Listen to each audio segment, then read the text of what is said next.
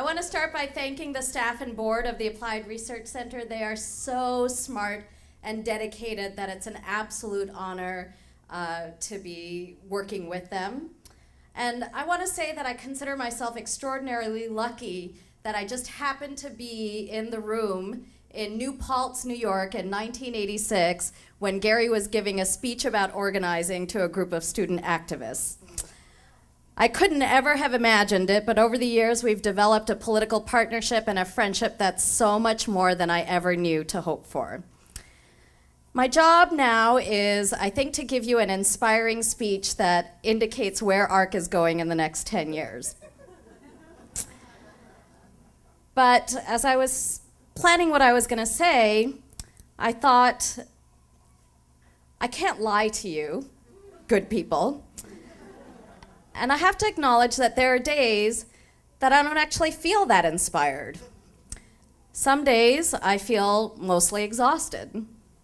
My 10-year-old godson told me the other day that my job must be very, very easy because the only thing I have to do is sit in an office and type all day. But I actually think there are probably less taxing ways to earn a living than running a racial justice think tank. Mostly I get tired of fighting over things that shouldn't require combat. We shouldn't have to fight to make sure that 6 teenagers in Jena, Louisiana don't go to prison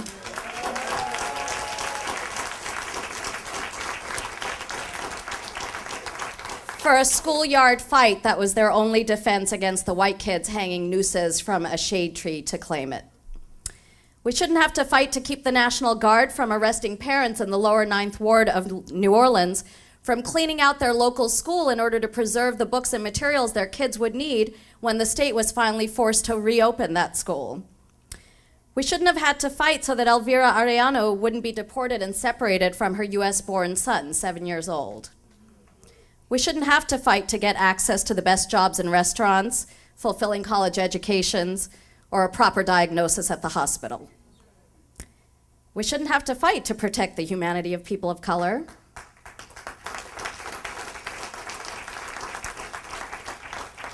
But we do. And when we win, we'll have to fight again. So if we have to fight, we should gather together the weapons we need to fight hard, to fight on time, and to fight to win. To fight like that, we need ideas, the kind that help us answer the deepest questions related to race today. Questions like, how do we create an immigration policy that's actually tied to global economic and political justice? What is the basis of common cause between communities whose fates are so linked, but whose experiences are so different? And what about white folks in the race debate? How do we engage them in a racial justice agenda that will also benefit their poorest, but will require them to give up privileges that they don't think they have? So we need to develop the ideas that answer some of those questions. But ideas aren't going to be enough. Ideas have to get out through media we make and media we earn. Ideas have to be applied to policies and practices so they can lead to real improvements in real lives. Ideas have to be shared and debated by diverse people who see themselves as part of one movement.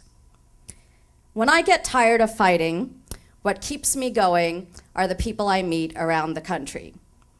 A few months ago, sitting on a plane, next to me was a 65-year-old white ex-Marine who, knowing nothing about me, said, "There's no equality in this country, just look around." A couple of months after that, I met a Somali man from Portland, Maine, who lives in Portland, Maine, who told me how becoming a refugee to the United States turned him into a person of color. About a month ago, I was taking a cab home from the airport in New York, and my Bangladeshi cab driver told me about his struggle to come here to the US. It involved at least 5 different countries, and the last leg of it he spent in a packed speedboat riding from the Caribbean to Florida. The speedboat behind him sank, and all its passengers drowned. I'm inspired when the people around me reveal the courage to see things as they are, to call them by their real names, and to do whatever they have to do to save their families and communities. All of you are people like that, and I'm humbled by your trust in ARC. The timing of movements is a tricky thing to figure out. It seems to me that it requires contradictory stances from its warriors. On the one hand, you have to pace yourself as though the fight is going to last forever. And on the other hand, you have to recognize the chance to seize victory and pursue it as though the offer is only good for today. Losses are inevitable. We've suffered a lot already, and there are more to come. But victory is also inevitable. We don't have to compromise. We just have to do our work believing that we can win, not just the small battles, but also by setting the terms for the large ones. We have to be willing to offer each other fair criticism when it's time to learn, solace when the times are really bad, energy when it's time to move, and good food and drink when it's time to celebrate.